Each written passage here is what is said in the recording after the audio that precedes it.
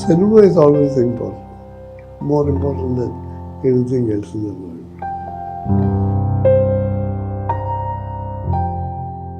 മമ്മൂട്ടിക്ക് റെക്കഗ്നീഷൻ ഇല്ലാതെ സാധനം ഇപ്പോഴും ഉണ്ട് അത് എനിക്ക് മലയാളത്തിന് ചെയ്യാൻ തോന്നിയില്ല. ഇത്തവണ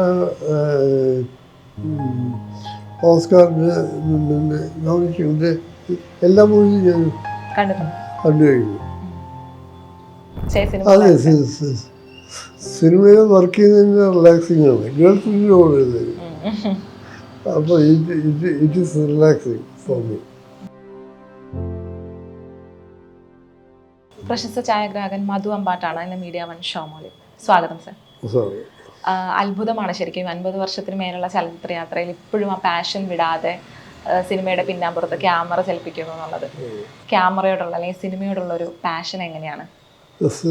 സിനിമ എനിക്ക് ഗേൾ ഫ്രണ്ടാണ്. സിനിമ അത്രയും സ്നേഹമുള്ളത് ഞാൻ സിനിമയിൽ വന്നതാണ്. IIT-യിലും അഡ്മിഷൻ കിട്ടിയതായിരുന്നു. ഫിലിം ഇൻസ്റ്റിറ്റ്യൂട്ടിലും അഡ്മിഷൻ കിട്ടി. I choose film institute. Love അഫെയറാണ് ബേസിക്കലി. ഇപ്പം നമ്മൾ സാറിൻ്റെ പടങ്ങളെ പറ്റി പറയുന്ന സമയത്ത് അമരവും ആദാമിൻ്റെ മകനൊപ്പവും പത്തേമാരിയും വൈശാലിയും ഒക്കെ ഭയങ്കരമായി വർത്തമാനങ്ങളിൽ വരുന്ന പേരുകളാണല്ലോ, സിനിമാ പേരുകളാണ്. അതല്ലാതെ സാറിന് എപ്പോഴും ആ പേര് അല്ലെങ്കിൽ ആ സിനിമ ശ്രദ്ധിക്കപ്പെട്ടില്ല, അല്ലെങ്കിൽ അതിനെപ്പറ്റി ആരും എന്താ ചോദിക്കാത്ത, അങ്ങനെ തോന്നിയിട്ടുള്ള സിനിമ ഏതാണ്? അങ്ങനെയില്ല. 9 ലാംഗ്വേജിൽ വർക്ക് ചെയ്തിരുന്നത്. അപ്പോൾ ഇപ്പം പലതും അറിയില്ല. ആസാമീസിൽ 2 ഫിലിം വർക്ക് ചെയ്തിട്ടുണ്ട്. ഇവിടെ ആർക്കും അറിയില്ല. അത് ബംഗാളിൽ വർക്ക് ചെയ്തിട്ടുണ്ട്, സംസ്കൃതിൽ വർക്ക് ചെയ്തിട്ടുണ്ട്. അറിഞ്ഞൊന്നുമില്ല അവിടെ. അപ്പം അതിനെ ചോദിക്കാറില്ല. ഇപ്പം വൈശാലിയിലേക്കൊക്കെ വരുമ്പോൾ നമ്മൾ അത്ഭുതപ്പെടുന്നത് ഇന്നിപ്പോൾ ഒരുപാട് CG പരിപാടികൾ, ഗ്രാഫിക്സ്, ഇപ്പം അതിനപ്പുറം AI ഒക്കെ വന്ന കാലത്ത് അന്ന് സാറൊക്കെ ചേർന്ന് ചെയ്തിട്ടുള്ള സിനിമകളിൽ പലപ്പോഴും ഈ പറയുന്ന ഗ്രാഫിക്സിൻ്റെ പരിപാടി ഇല്ലാതെ എല്ലാം റിയലായിട്ട് കൊണ്ടുവരാൻ ശ്രമിച്ചിട്ടുണ്ട്. അപ്പോൾ വൈശാലിയിലെ ഒരു മരത്തിൽ നിന്ന് മിന്നാമിനുങ്ങൾ പാറുന്നു എന്ന് പറയുന്ന രംഗം, പിന്നെ തലയോട്ടിൽ നിന്ന് പാമ്പഴഞ്ഞു പോകുന്ന രംഗം, ഇതൊക്കെ എങ്ങനെയാണ് അതിനെ കൊണ്ടുവന്നിട്ട് റിയലായിട്ട് എടുത്തായിരുന്നു. 5 ആദ്യം സ്പെഷ്യൽ എഫക്ട്സ് യൂസ് ചെയ്തത് ബേസിക്കായിട്ട്. 5 കാലത്ത് പക്ഷേ CG ഒന്നുമില്ല, ബ്ലാക്ക് സ്ക്രീനൊക്കെ ആയിരുന്നു യൂസ് ചെയ്തത്. ബ്ലൂ സ്ക്രീൻ പോലും ഇല്ല. അത് ബ്ലാക്ക് സ്ക്രീനായിരുന്നു യൂസ് ചെയ്തത്. അവിടെ അപ്പം കുട്ടികളെ കൊണ്ട് ഹെൽമെറ്റ് ഇടിപ്പിച്ചത്. ഹെയർ ഇല്ലെങ്കിൽ വാനിഷ് ചെയ്യും. ബ്ലാക്ക് സ്ക്രീനായാലും ഹെയർ വാനിഷ് ചെയ്യും. എപ്പോഴും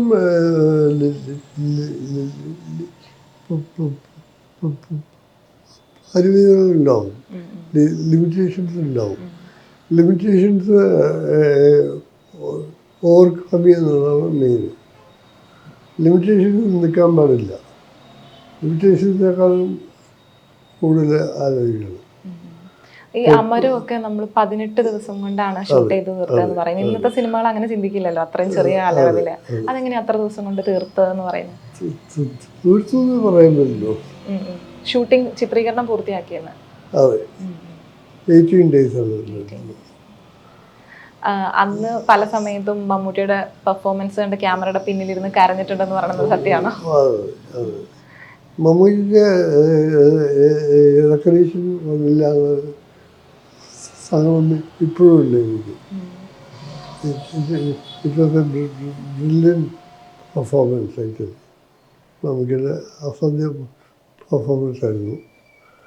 റെക്കഗ്നീഷൻ പക്ഷെ ഒന്നും കിട്ടിയില്ല. സ്റ്റേറ്റ് അവാർഡൊന്നും കിട്ടിയില്ല. അമരത്തിന് സ്റ്റേറ്റ് അവാർഡ് സാർ പ്രതീക്ഷിച്ചിരുന്നു?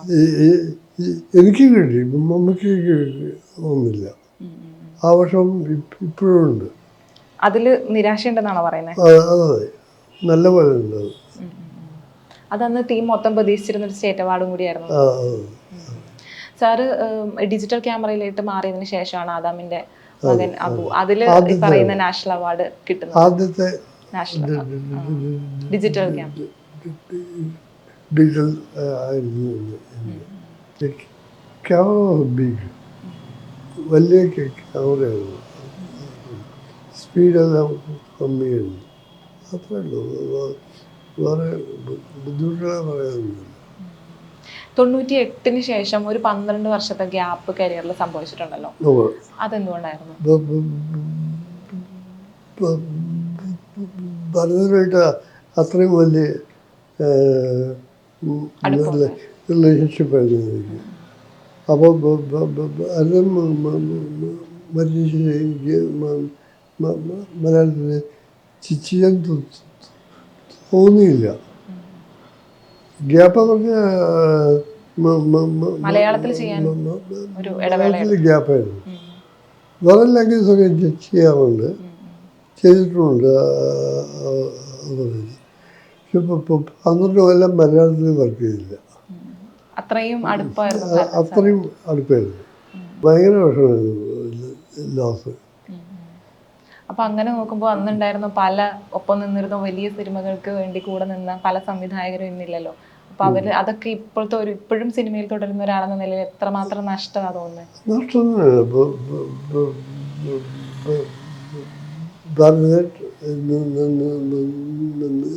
വേണു, ജഗതിയൊക്കെ റീപ്ലേസ് ചെയ്യാൻ ആരും ഇല്ല. അവര് സാറ് പറഞ്ഞു ഓർക്കുന്നുണ്ട്, the shot is more important than anything in cinema എന്ന്. അപ്പം ആ ഒരു സംഭവം, ഒരു വിചാരിച്ച പോലെ ഒരു ഷോട്ട് കംപ്ലീറ്റ് ചെയ്യാൻ വേണ്ടിയിട്ട് എന്ത് എഫേർട്ടും എടുക്കാൻ തയ്യാറായിട്ടുള്ള ഒരാളാണ്. അപ്പം അതിൽ ഏറ്റവും കൺവിൻസിംഗ് ആയിട്ടുള്ള സ്റ്റാർ ആരാ നമുക്ക് എന്ന് വെച്ചാൽ, സാറ് പറയുന്ന എല്ലാ ഒപ്പീനിയനും എടുത്ത് കൃത്യമായി ചെയ്തു തരുന്ന നടന്മാരെ ആലോചിച്ചാൽ, നടിമാരെ ആലോചിച്ചാൽ എല്ലാവരും ഈ പിൻവാതിലായിട്ട് പെൺകുട്ടിയെ ഹൈലി ടാലന്റഡ് ആയിട്ട് ഒരു പെൺകുട്ടിയാണ് മിഹിര എന്ന് പറയുന്നത് പേര്. പിൻവാതിൽ തന്നെ ഹാഫോളം ആൺകുട്ടിയാണെന്ന് വിചാരിക്കും. നമ്മുടെ ഈ മറ്റു താരങ്ങളിലേക്ക് വന്നാൽ, ഇപ്പൊ പണ്ടത്തെ സിനിമകളുടെ ഓരോ ഫ്രെയിമുകൾ വെച്ച് നോക്കുമ്പോൾ അതെങ്ങനെയാണ് ക്രിയേറ്റ് ചെയ്തത്? ഭരതന്റെ ഓരോ ഫ്രെയിമുകളും ഒരു ചിത്രം പോലെ, ക്യാൻവാസ് പോലെ അത്തരം ഫ്രെയിമുകളിലേക്ക്, അത്ര രസമുള്ള ഫ്രെയിമുകൾ ക്രിയേറ്റ് ചെയ്യാൻ അദ്ദേഹത്തിന്റെ ഒരു സംഭാവന എങ്ങനെയാ ശരിക്കും? അപ്പോൾ പെയിൻറ്റേഴ്സിനെ പറ്റി പറയാൻ പലരും മനസ്സിലാവും. റിലേഷൻഷിപ്പ് അത്രയും വലിയ റിലേഷൻഷിപ്പ് സംസാരിക്കേണ്ട ആവശ്യമില്ലായിരുന്നു. ഭരതം മനസ്സിലാക്കുന്നത് എനിക്ക് അറിയാമായിരുന്നു. വൈശാലിയുടെ പ്രിവ്യൂവിന് ശേഷം പത്മരാജൻ സാറ് കരഞ്ഞ് അടുത്ത് വന്ന് കെട്ടിപ്പിടിച്ചു, അങ്ങനെ ഒരു അനുഭവം ഷെയർ ചെയ്ത് കണ്ടിട്ടുണ്ട്. അത് യഥാർത്ഥത്തിൽ എന്തുകൊണ്ടായിരുന്നു ആ ഒരു appealing ആയിരുന്നു? Visually liked it that much. അന്നത്തെ സിനിമകൾ വെച്ച് നോക്കുമ്പോൾ ഇന്ന് അതുപോലുള്ള സിനിമകൾ സംഭവിക്കുന്നില്ല എന്നൊരു നിരാശ എപ്പോഴെങ്കിലും തോന്നിയിട്ടുണ്ട്? ഇപ്പോൾ ആദപിന്നമാനം ഒക്കെ അസല് പറയുന്നില്ല. It happens, good movies happen. സാറ് ഭാഗമാവാത്ത സിനിമകളുണ്ടല്ലോ, അപ്പം ഉള്ളൊഴുക്ക് പോലെ, ആട്ടം പോലെയുള്ള സിനിമകളിൽ കൺവിൻസിങ് ആയിട്ടുള്ള സിനിമകൾ ഏതൊക്കെയായിരിക്കും? മറ്റ് സംവിധായകർ ഉള്ളൊഴുക്ക് മാത്രമേ ഇഷ്ടപ്പെട്ട മൂവിയാണ് എനിക്ക്. ഭയങ്കരമായിട്ട് നല്ല സിനിമയായിരുന്നു. ആട്ടമല്ലേ? ആട്ടം വാസ് ഗുഡ് ഫിലിം ആക്ച്വലി. റീസെൻ്റായിട്ട് ഞാൻ ഒന്നും കണ്ടിട്ടില്ല. ഷിഫ്റ്റിംഗ് ഒക്കെ ആയിട്ട് തിരക്കായിപ്പോയി. ലാസ്റ്റ് ഒന്നും കണ്ടില്ല. ഇപ്പം ഞാൻ നേരത്തെ പറഞ്ഞ പോലെ പുതിയ സിനിമകൾ ഇനി 5ഓളം സിനിമകൾ ലൈനപ്പിൽ ഇപ്പം തന്നെ ഉണ്ട്. അപ്പം പുതിയ സിനിമയുടെ ഷൂട്ടിങ്ങിനായിട്ട് കാശ്മീരിലേക്ക് യാത്ര ചെയ്യാൻ തയ്യാറെടുത്തിരിക്കുന്ന ഒരു സമയമാണ്. അപ്പം നമ്മൾ സാധാരണ ചെറുപ്പക്കാരായ സിനിമാ പ്രവർത്തകർ പോലും സിനിമയിൽ വലിയ ബ്രേക്കുകൾ എടുക്കുന്നു, ഒരു സിനിമയ്ക്ക് ശേഷം മറ്റൊരു സിനിമയിലേക്ക് എത്താൻ വലിയ ഇന്റർവെല്ലാണ് ഓരോരുത്തരും എടുക്കുന്നത്. അപ്പോൾ സാറിന്റെ ഈ ഒരു പാഷൻ അല്ലെങ്കിൽ സിനിമയോടുള്ള ഈ റൊമാൻസ് എന്ന് പറയുന്നതാണോ ഇങ്ങനെ തുടർച്ചയായി സിനിമയിൽ വർക്ക് ചെയ്യുന്നതിന് റിലാക്സിങ് ആണ്. ഗേൾഫ്രണ്ടിൻ്റെ കൂടെ അപ്പോൾ it is relaxing for me. സ്ട്രെയിനായിട്ട് തോന്നിയിട്ടേ ഇല്ല, വർക്കാണെന്ന് തോന്നിയിട്ടേ ഇല്ല. ഇപ്പോൾ ഉള്ള പുതുമുഖ സംവിധായകർ ഒരുപാട് പരീക്ഷണങ്ങൾ കൊണ്ടുവരുന്നവരാണല്ലോ. അപ്പം അത്തരം സംവിധായകരിൽ ആരുടെ ഒപ്പം അല്ലെങ്കിൽ ഏത് തരം സിനിമകൾ ആണ് താല്പര്യം ഇനി വർക്ക് ചെയ്യാൻ?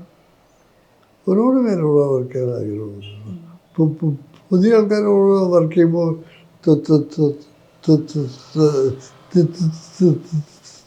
തിങ്കിങ് പ്രോസസ് വ്യത്യാസമായിരിക്കും, ന്യൂ ആയിരിക്കും, ഫ്രഷ്നസ് ഉണ്ടാവും thinking process. Prefer working with. അപ്പം ഇത്രയും കാലത്തെ ചലച്ചിത്ര യാത്രയിൽ സംതൃപ്തനാണോ എന്നുള്ള ചോദ്യത്തിന് പ്രസക്തി ഇല്ല. ഉറപ്പായും ഒരുപാട് നല്ല മുഹൂർത്തങ്ങൾ ഉണ്ടായിട്ടുണ്ട്. അതല്ലാതെ ഏതെങ്കിലും ജോണർ മിസ്സായ പോലെ തോന്നുന്നുണ്ടോ? ഞാൻ അതുപോലത്തെ ഒരു സിനിമ കൂടി ചെയ്യേണ്ടതുണ്ട്. ഗോസ്റ്റോട് ഇതുവരെ വർക്ക് ചെയ്തില്ല. ഗോസ്റ്റ് ചെയ്യണമെന്ന് ആഗ്രഹമുള്ളൂ. Horror movies. അതെ, ഹൊറർ ഹൊററായിക്കൊള്ളുന്നില്ല. ഞാൻ സ്ക്രിപ്റ്റ് ചെയ്തിട്ടുണ്ട്. ഗോസ്റ്റ് സ്റ്റോറിയാണ്, പക്ഷെ ഹൊററല്ല. ഭാർഗവീനിലയന്മാര് അതെ, ഹൊററല്ല. ഷാജി സാറുമായിട്ട് തുടക്ക സമയത്ത് സിനിമകൾ 3 സിനിമകൾ ഒരുമിച്ച് ചെയ്തിരുന്നു. ഒരിക്കലും സംവിധാനത്തിലേക്ക് കടന്നിരുന്നില്ല. ഇപ്പം എന്നോടിക്ക് വേണ്ടിയിട്ട് ചെയ്തു. എപ്പോഴെങ്കിലും ഈ സംവിധാന മോഹം അല്ലെങ്കിൽ സിനിമയിലെ മറ്റേതെങ്കിലും ഡിപ്പാർട്ട്മെന്റുകളോട് ഒരു ആഗ്രഹം തോന്നിയിട്ടുണ്ടോ? സ്ക്രിപ്റ്റ് ചെയ്തിട്ടുണ്ട്, 2-3 സ്ക്രിപ്റ്റ് ഫിനിഷ് ചെയ്തിട്ടുണ്ട്. ഇക്കൊല്ലം ചെയ്യുന്ന ആഗ്രഹമുണ്ട്.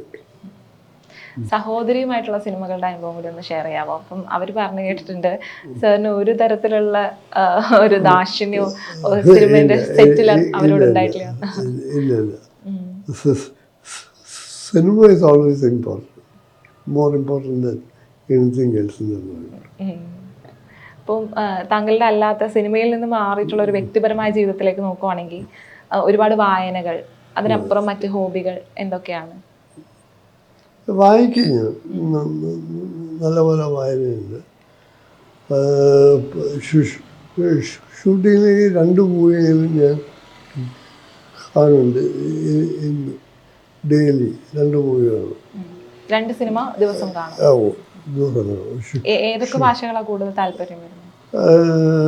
അധികം എബ്രോഡായിരിക്കും, യൂറോപ്യൻ മൂവീസായിരിക്കും അധികം. German, Japanese. ആ ശീലം ഇപ്പോഴും തുടരുന്നുണ്ടെന്നാണോ? ഇന്നും ഒരു ദിവസം 2 മൂവി എന്നുള്ളതാണ്. 2 മൂവി. ഇത്തവണ ഓസ്കാറിന് നോമിനേഷൻ്റെ എല്ലാ മൂവിയും ഞാൻ കണ്ടു കഴിഞ്ഞു. അതായത് നോമിനേഷനിൽ വന്നിട്ടുള്ള ലിസ്റ്റിലുള്ള എല്ലാ പടങ്ങളും കണ്ടു കഴിഞ്ഞു. ഓക്കെ, ഇപ്പോൾ ഇനിയിപ്പോൾ ഇത്ര 5ഓളം സിനിമകൾ വരാനിരിക്കുന്നു. അപ്പം ഇനി അതിനപ്പുറം ഒരുപാട് സിനിമകളും സാറിൻ്റെ ഭാഗമായി എത്തട്ടെ. റാവുകൾക്ക് കൈവുള്ള 2 ഫിലിം വർക്ക് ചെയ്യുന്നുണ്ട്. അത് ഇപ്പം തന്നെ തുടങ്ങും. രാഹുൽക്ക് കൈവുള്ള 2 മൂവി വർക്കുന്നുണ്ട്. സൂര്യ ജയവണ്ട് ഒരു പ്രമുഖ വർക്കുണ്ട്. ലക്ഷ്മി മൂവിയെ പറ്റി ഞാൻ പറഞ്ഞത്. നല്ല വർക്കുകൾ സാറിന്റെ ഭാഗമായിട്ട് വരട്ടെ എന്ന് ആശംസിക്കുകയാണ്. ഇനിയും നല്ല സിനിമകളിൽ മധു അമ്പാട്ട് എന്ന പേര് എഴുതി വരട്ടെ. Thank you so much. സംസാരിക്കാൻ പറ്റിയത് ഒരുപാട് സന്തോഷം. ശരി.